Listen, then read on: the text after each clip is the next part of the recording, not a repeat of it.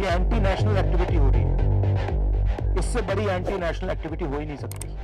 और ये पूरा का पूरा जो ढांचा है प्रधानमंत्री ने क्रिएट किया है, इनका ब्रेन चाइल्ड है। इन्होंने कहा है कि भाई इलेक्टोरल बॉन्ड्स हिंदुस्तान की राजनीति को साफ कर देगा।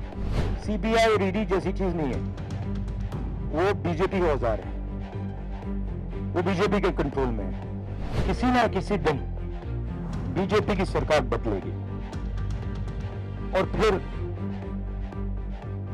कार्रवाई होगी, और ऐसी कार्रवाई होगी कि मैं गारंटी कर रहा हूं ये फिर से कभी नहीं होगा।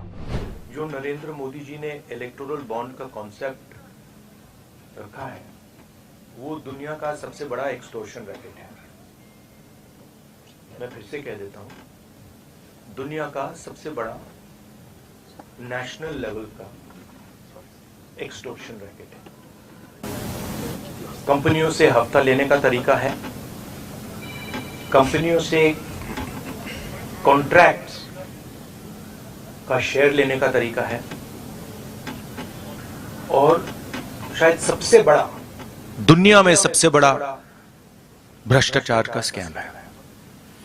इसके सब आंकड़े आपके सामने हैं। पूरी कंपनी की लिस्ट अभी आई नहीं है।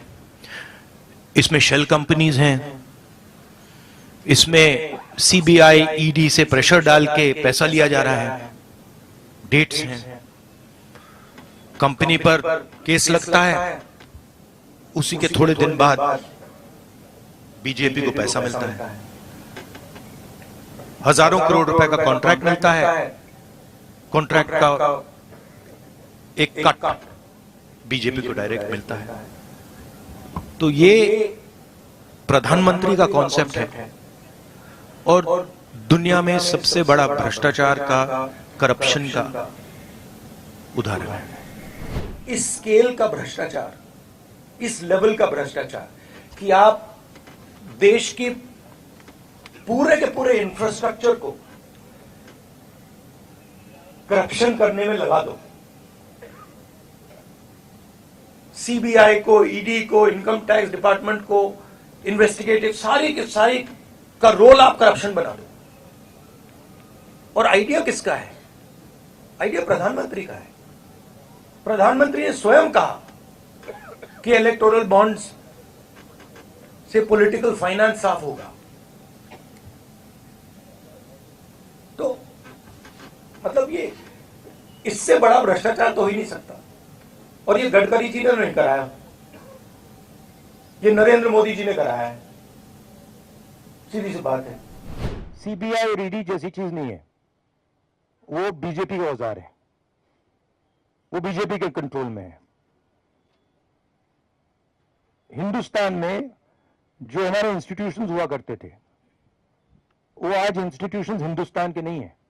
चाहे वो इलेक्शन कमीशन हो, चाहे वो सीबीआई हो, ईडी हो, ये सब हो, ये अब बीजेपी और आरएसएस के हथियार हैं। ये हिंदुस्तान के इंस्टीट्यूशंस नहीं रहे। इसीलिए ये जो हो रहा है ये हो पा रहा है। अगर ये इंस्टीट्यूशंस अपना काम करते, अगर सीबीआई अपना काम करती, ईडी अपना काम करती, तो ये नहीं होता। तो उनको ये भी सोचना चाहिए, ये जो सब कर रहे हैं, कि किसी ना किसी दिन बीजेपी की सरकार बदलेगी और फिर कार्रवाई होगी, और ऐसी कार्रवाई होगी कि मैं गारंटी कर रहा हूं ये फिर से कभी नहीं होगा। तो उनको भी सोचना चाहिए। Thank you.